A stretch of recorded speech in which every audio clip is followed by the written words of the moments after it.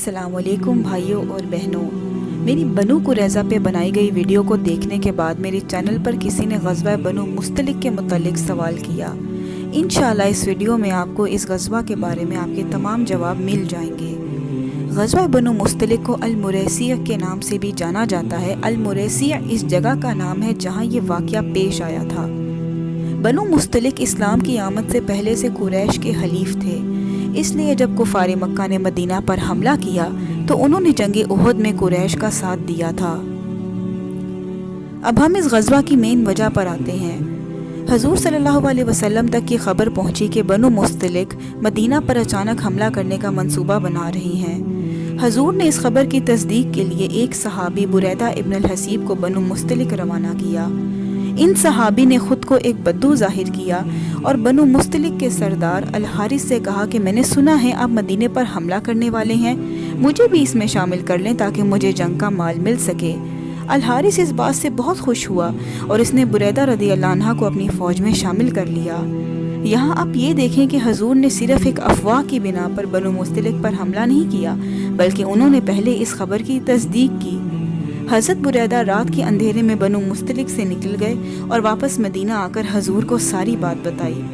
حضور نے اسی وقت 700 لوگوں کی فوج تیار کی اور بنو مستلق پر فجر کے بعد حملہ کر دیا۔ یہ حملہ بنو مستلق کے لیے بہت حیران کن تھا۔ وہ ہرگز اس وقت لڑنے کے لیے تیار نہیں تھے، اس لیے انہیں سرنڈر کرنا پڑا۔ اس غزوہ میں مسلمانوں کے ہاتھ بہت سا مال غنیمت لگا اور قبیلے کے تقریباً 1000 افراد کو باندی بنا لیا گیا۔ اب یہاں سے ایک ایسا واقعہ پیش آتا ہے جس کی مثال آپ کو دنیا میں اور کہیں نہیں ملے گی۔ حضرت جویریہ بنو مستلق کے سردار الحارث کی بیٹی تھی، انہیں بھی اس غزوہ میں باندی بنا لیا گیا، مگر وہ غلامی میں ہرگز نہیں رہنا چاہتی تھی۔ اسی مقصد سے وہ حضور کی خدمت میں حاضر ہوئیں اور ان سے مالی امداد طلب کی تاکہ وہ اپنی آزادی خرید سکیں۔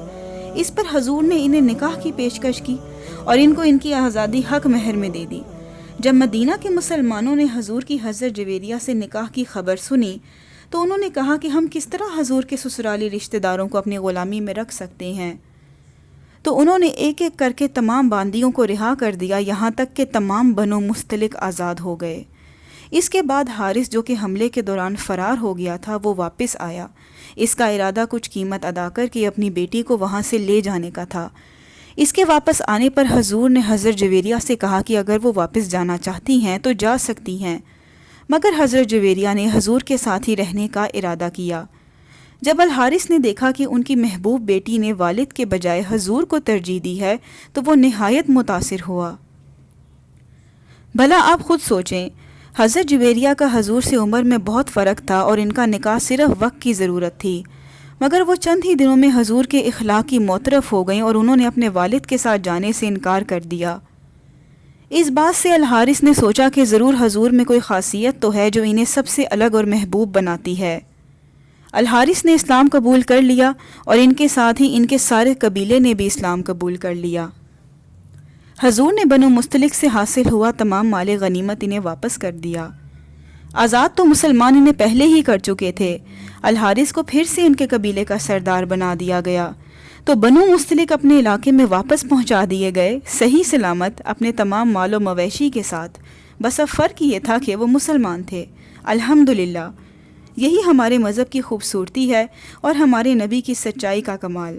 حضرت عائشہ اس واقعے کے متعلق فرماتی ہیں کہ وہ کسی اور ایسی خاتون کو نہیں جانتی جو اپنے قبیلے پر اتنی برکتیں لائی ہوں جتنی کہ حضرت جویریہ کے ذریعے آئیں۔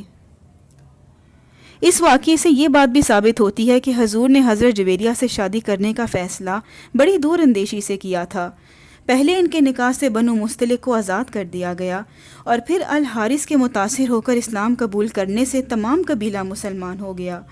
دوستو، یہی اصل جہاد ہے۔ اگر حضور اور اس دور کے مسلمانوں کا مقصد لوٹ مار ہوتا معاذ اللہ، تو آپ خود بتائیں کہ ہاتھ آئیں اتنی خوبصورت عورتیں اور بے شمار مال غنیمت کون چھوڑتا ہے؟ یہ صرف وہی کر سکتا ہے جس کا مقصد اللہ کی رضا ہو۔ اللہ تعالی ہمیں بھی نیکوکاروں میں سے کرے اور ان کے نقش قدم پر چلائے اور قیامت والے دن ان کے ساتھ اٹھائے۔